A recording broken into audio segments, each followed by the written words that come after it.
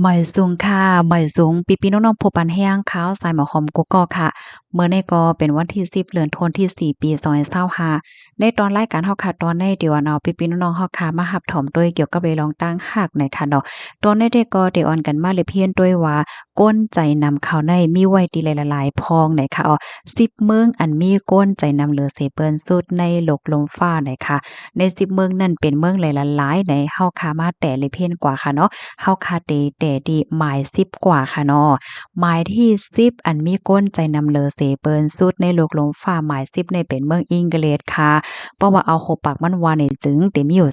36%นะคะหมายที่9ซ้ำเป็นฟินแลนด์ค่ะ36%หมายที่8เป็นสเปน39%หมายที่7เป็นเบลเยียมค่ะ40%หมายที่6นอร์เวย์41%หมายที่5เป็นฝรั่งเศส43%หมายที่4เป็นอิตาลี45%หมายที่3เป็นเยอรมนี45%หมายที่2เป็นแดนมาร์ก46%นะคะพี่น้องคะล่ามด้วยค่ะลูกหมายที่1ในเป็นเมืองไหนคะเนาะสั่งว่าเป็นเมืองนั้นไหนได้ก็อะโลยก้นเมืองนั้นในก้นใจนำเล่นนำเต้ยอค่ะอยู่เนาะไหนคะเนาะล่ามด้วยค่ะ TikTok TikTok TikTok เด้อค่ะนะ เดต่อปัญญาค่ะเมืองที่อันมีก้นใจน้ำอำนั้นก็มีลองนอกใจก็กูนำเลอเสเปินสุดหมายหนึ่งในโลกลมฟ้าได้ก็เป็นเมืองไทยในคา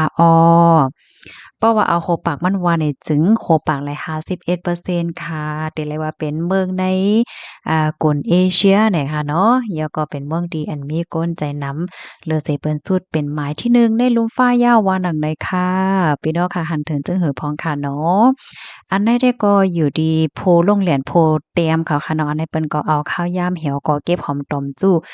มาตั้งหึงเสจังไลขอตอบมันมาเนี่ยค่ะลองตั้งอันเฮ็ดให้ใจหนำอำนั้นก็นอกใจก็โกในได้ก็มันเป็นย้อนเพราะว่าในพื้นที่อันอยู่เซานั่นค่ะเนาะ มันเนี่ยก็ได้มีลองเกี่ยวลองม่วนลองซื้อค่ะเนาะมื้อนั้นว่าเสียงม่วนซื้อ5อันนั้นก็อิงเนื้อละลายดองค่ะเนาะมันมีลองติดต่อกับสืบกันง่ายกว่าหากว่าจู้กันง่ายว่าซังว่าเจ้านายเฮ็ดให้นั้นขนาดเนาะยอก็มันป้าฟิงป้าเฮ็ดให้ตัวอย่างมันเพราะว่าเปิ้นติๆแน่ๆก้นใจนำหน้าเนี่ยมันเหมือนจังว่าก็นั่นก็เฮ็ดก็นี่ก็เฮ็ดเหก็มันเหมือนเยื้องกันกว่าเจ้านายเฮ็ดให้ค่ะเนาะตั้งฝ่ายผู้เตรียมเขาได้ก็แนะนำว่าเขาได้ก็เตรียมว่าจังหนังไหนเนี่ยค่ะ พี่น้องค่ะหันถึงจะหือพองคาทอมเนี่ยค่ะเนาะค่ะเนี่ยก็ไล่หันค่ะเนาะอันเป็นก้นดีอันเปิ้นมีหน้าหอต่อเฮิรนและเจ้าในค่ะเนาะเปิ้นก็ลาดว่าสั่งว่าไล่โผเป็นก้นผาน5อันนั้นก็เป็นก้นกินเหล้าและเจ้าไหนในยังอำลีโกแลอำเภอใจต่านไล่โผอันใจน้ำอันก่อนเลนเก้านางยิงก่อนเลนเม่นน้อยเม่นางเนี่ยว่าพี่น้องคะลูกหันถึงจึงหือพองค่ะในภาวะจัดปานพี่น้องเฮาคันนั่นรู้เป็นเป็นหาพองเพราะว่ามันลาดเกี่ยวกับไปลองกามตั้งหักในจึงจ่องหั่นใจค่ะเพราะว่ามาถามด้วยว่าอันซื่อใจและอันตุกใจในอันไรน้ำในค่ะเนาะก็อบโอ้ในกันไล่ในค่ะนะพี่น้องเฮาค่ะเปิดอกเปิดใจค่ะเนาะการที่เฮาค่ะเปิดอกเปิดใจลัดได้ลัดเลยในมันก็เฮ็ดให้ลองคิงเอามอใจเฮาค่ะนั้นลดย่อมอยู่ดังเก่าในค่ะเอานะกำไนค่ะเนี่ยก็ซ้ำเต อ๋อนพี่น้องเฮาค่ะมาอันเนี้ยมาเลยเวียนด้วยฝังหังก้นใจน้ำฝังหังผู้ใจใจน้ำได้เป็นหือเนี่ยเนาะข้อที่1ค่ะตาหวานเนี่ยค่ะว่าเนาะตาเนี่ยเหมือนจังว่าต้วยปักต้วยเล่ต้วยสาวก้นนั้นเฮ็ดเนี่ยเปิ้นฮ้องว่าตาหังกันนั่นตาเนี่ยมันอยู่ยู่ๆจังเนี่ยเหมือนจังว่าเมื่อก่อนนั่งเนี่ยก็เพราะว่าหันสาวเนี่ยก็โรยตาเนี่ยบักตาเนี่ยเล่ใส่กำเหลียวจังเนี่ยนะอันนี้เป็นข้อที่1เนาะกับในข้อที่2เนี่ยค่ะ เป็นก้นตีมือยาวไหนค่ะเนาะเจิกยิบเจิกกำเปิ้นองกว่าเฮ็ดจังได๋ค่ะนะเจิกยิบเจิกหางเพราะว่านั่งยิงตักซี่ตักเสียงเนี่ยก็ยิบๆต้าวๆเปิ้นลงกว่าจังได๋ค่ะกำในหมายที่3ค่ะอยู่ลีๆก็หายโตลงกว่าติดต่อมไลจังได๋ค่ะเนาะเพราะว่ามีหมามาอบค่ะเนาะมาอบเฮามาอบกันใหม่ๆว่าซังว่าจังไหนค่ะเนาะเพราะว่าสาวเขาโทรมาหาสิโฟนมาหาเนี่ยนั้นแน่นอนว่าเขาก็เตไว้ข้าวยามเหี่ยวก็ปันข้าวยามอยู่นั่นน่ะเนาะสอนเจ้าหนังว่าเขา ำตั้นก็เขาได้เข็มเน็ตกับสืบคืนให้ไหนเนาะก้อยกะว่าสันเจ้าหนังว่าเป็นผู้ใจที่ว่าติดต่อก็หยาบหนากำก่อมหับสายข้าวในก็ท่มไรข้าวนี้ก็ท่มไรไหนได้ก็ให้ไหลวนไว้เหี่ยก่อนว่าก้นๆได้เต็มหลอดแล้วโยจังนี้นั่นน่ะนะกำในมาทางข้อที่สี่ค่ะอโลยหมอใส่ใจนะอโลยน้อยใครกินหังใครกว่าไรชังชิงจึงหือในเขาเต็มหมออบหมอลาและหมอใส่ใจเนี่ยค่ะเนาะกำในข้อที่ห้าค่ะเป็นก้นตีใจฮ้อนใจไหม้ค่ะเนาะเพราะว่าหันสาวก็นึงเขาได้ใจเนี่ยค่ะนะเขาเนี่ยก็ได้อบหาอบติ๊กๆเนาะเขาได้เข้าหาแล้วก็ให้สาวนั้นซัมปอยุ่มใจเขาเฮปอยก็เขาก็ได้โจ้กว่าไตกว่าเนื้อให้ไหนเนาะป้อนางยิ่งพร้อมจอมก็โจ้กว่าติงๆให้ไหนนั่นค่ะน่ะเนาะเขาเต็มไปว่าสาวในเฮาได้ลุ่มล่าเลลีใส่ใจมันเลลีเยี่ยงอ้านตัดได้กินแขกกบกูแน่เขาได้ม่วนจังเนี้ยเพราะเขาไล่สาวนั้นพร้อมใจจ้อมเขาไว้ก็คือเขาก็ได้คัดใจเนี่ยค่ะเนาะกับในข้อที่6เนี่ยค่ะหมออบหมอลัดหมอเก้าหมอเปลี่ยนหมอเหรียญเฮ็ดเนี่ยข้อที่7เนี่ยค่ะบ่มีรองแตกแรงอีสังนั่นค่ะเนาะเหมือนจังว่ากำไว้เหตุการณ์อันแน่กำปีในเหตุการณ์แน่กำว่ากว่าที่นั่นที่ในเนี่ยจังไหนนั่นหั่นน่ะกับในข้อที่8เนี่ยก็เปิดนั่นน่ะเนาะว่ามื้อเหลียวในอบจ้อมสาวก็ในเหยื่อสังสิงให้ไหน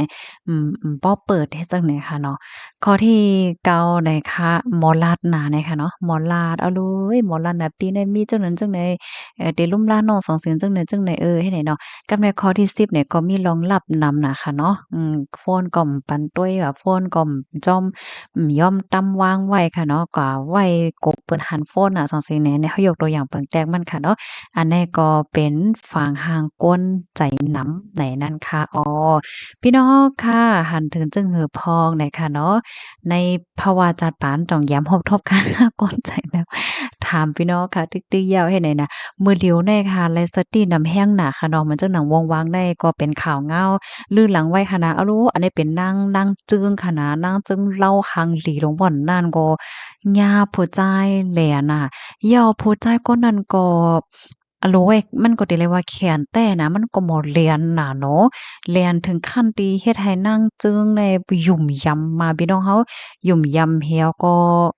เหมือนจังว่าตั้มใจจังเนี่ยเนาะพร้อมหักจอมจังเนี่ยอันนี้ก็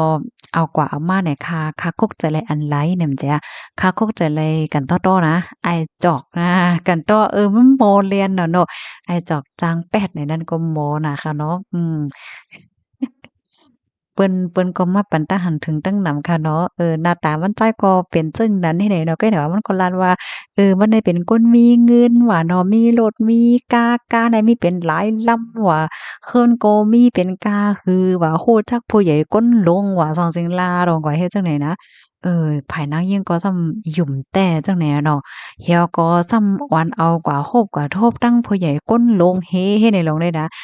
กับนั้นแหละอันนี้ก็เลยตอนสอนค่ะเนาะพี่น้องเฮาค่ะสังว่ามีหม่าวมีหางมาอบโอ้พี่น้องเฮาค่ะเซ็มว่าแหละจังได๋ค่ะเนาะเข้ามาในภาวะจัดปานแหละจังได๋เนาะก็สติดำน้ำเนาะเอาข้าวยามให้เลยเพ็นโดยเฮ็ดจังไหนเนาะ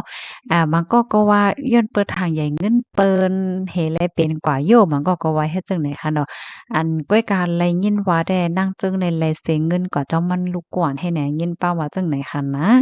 อ๋อค่ะยินจำูกก็เป็นยินจำูกก็ที่รับถอนปันแห้งเนาะย้อนให้อยู่เลยกินไว้ร้อยเพ่กันค่ะแล้วก็ให้มีตั้งหักดีหลีกันค่ะนะเหมยสงค่ะ